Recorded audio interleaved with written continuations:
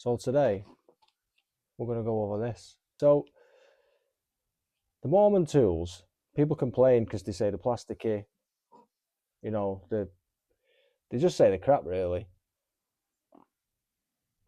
Excuse me, sorry about that. Obviously there's a steep learning curve with them.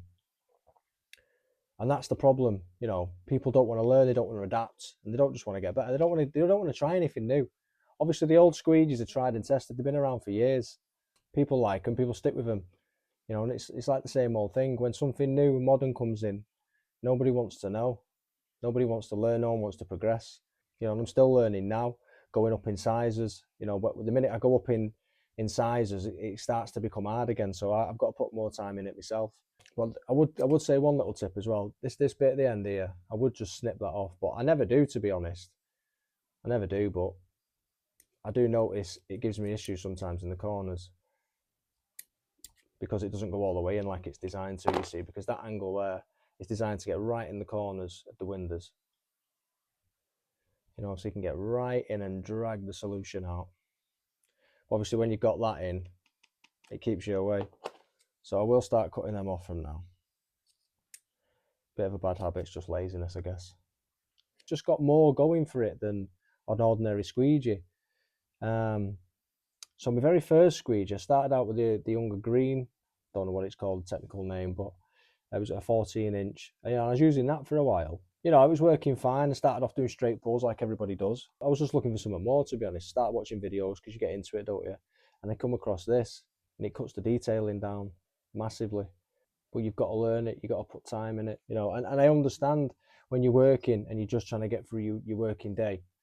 You know, you don't want to have to stand around and put your mistakes right when you get them wrong with this, because you haven't got time. You just want to get through your job, i.e. that's why you just stick to the old squeegees that you used to.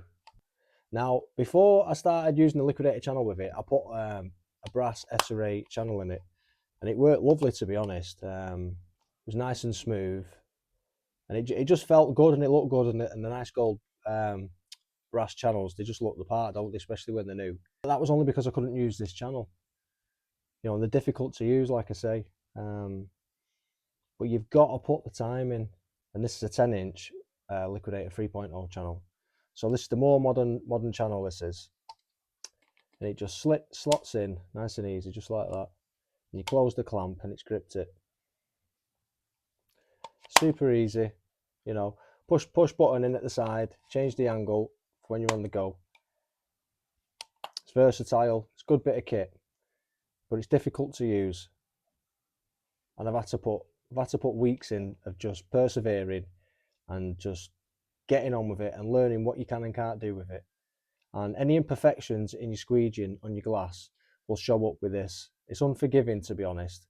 And I think that's the issue with upgrading to this from your old squeegee, because your old squeegee can hide more mistakes because you're using a scrim or a glass cloth or microfiber cloth to clean up after you while you're squeegeeing your glass.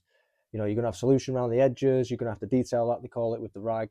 You're going to have to do a lot of cleaning, a lot of ragging, you know, so all your mistakes that you've made, you can just buff out with your cloth. So in reality, you know, the fact that you're using a cloth, you can get rid of all your mistakes that way. So you're sort of flying through your work, making mistakes and being messy and sloppy and banging it around and getting it all in the seals because you're used to cleaning up with your rag. So it comes hand in hand. So your speed makes mistakes, but it's okay because you've got your rag, you can clean it up. But you know, you're working slower and longer when that happens. With this, it's a precision tool, and you're going to have to slow right down at first. You need to put it in the right place, and you need to be careful with the rubbers, and you know, you can't be too sharp with your movements. Your solution's got to be correct. It has to slide a lot, this, because it grips, and it'll judder if your solution's not right. You can't have a wet, runny, sloppy solution. It's got to be very thick, high concentrated, with very liquid soap, something along them lines, and it has to glide. And you have to be precise, getting it in all the corners to make sure you take off all the solution, but it has to be slippy, and you have to take your time. You know, with time and practice, speed will come. The squeegee makes you do it. It makes you slow right down. It makes you think about what you're doing, because if you say to yourself, I'm not going to use a rag, because you won't need to use a rag with this. This is the whole point in it. It's to get rid of the ragging, and obviously you're gonna have to clean the frame, so you're gonna have sill cloths. But when it comes to the glass specifically, the less you can touch that glass with anything other than your squeegee, the better job you're going to be. You're going to reduce the smears, the streaks, the rubs, the lint off your cloth that gets left behind with the static. All that you need to eliminate, and this will do it. But it's going to take you a while to get used to using it, because if you're fast and sloppy and your angles are too acute and too sharp and this and that, this isn't going to work. So my advice is to just, at first just use it on a job, put it down, because you're not gonna like it. You need to learn the angles, and that'll come second nature after a bit. Now I don't even think now, well, what angle do I need? I just pop it into the angle that I need, without even thinking. But that's come from months and months and months of using it. It just becomes second nature. It's an extension of my arm basically. That's the good things about it. It'll speed you up. You'll be 2 times faster, even at first, because you're not having to rag anything. So already you're going to be quicker than everybody else, and that's a bonus. Less rags, less cloths, you got to clean this and that, and just becomes a nightmare. And then when you're in the rain as well, if you're used to buffing up your glass with cloths and fixing all your mistakes, can't do that in the rain, because once your cloth's soaking, you scrim, you're not going to be able to buff the glass. You're going to leave the streaks. But this, you can clean the glass in the rain because you don't need a cloth. And that is a massive one, especially for me living in England, especially the winters. It's long, cold winters. And when it rains, I can still go out and earn because I do not need to touch the glass with a cloth. I just squeegee it with this. It's head and shoulders above what I used to use. And I used to use the gold Etere brass in this handle. Did feel great, to be honest. It did feel good. I enjoyed it. It's heavy in the hand, and it feels nice. But ultimately, you're cleaning up after yourself an awful lot, and especially in the sun with the soap drying out quick. If it dries out and you're not quick enough, if you're not using 2 hands, and you wipe around the edge, you're just smearing just residue all around your glass. It's a nightmare. So I would, for me, these are 10 out of 10. I'm never going back. I would pick it up and I would stick with it, and I'd ignore everybody else telling you the crap, the plasticky, they're not made very well, this and that. Just ignore what everybody else is saying. Just have some fun with the glass, because once you get going with this and you learn it, it's brilliant. It really is. Less cloth time ultimately is what you want. You can take it in all weathers.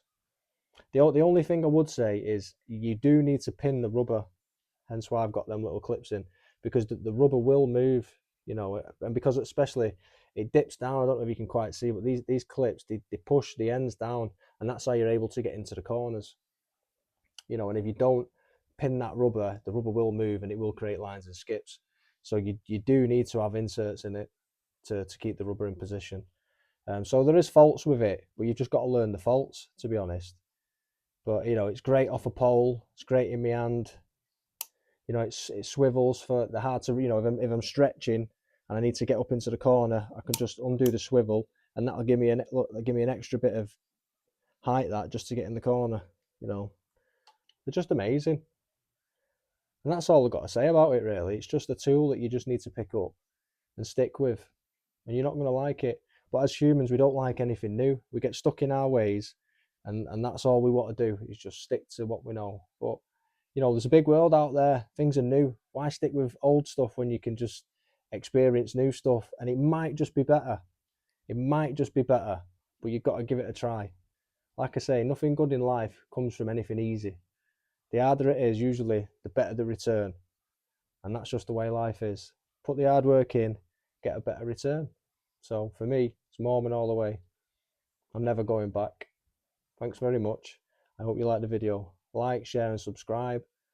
Coming at you with more videos. So thank you very much. Mormon for me, 10 out of 10. Bye.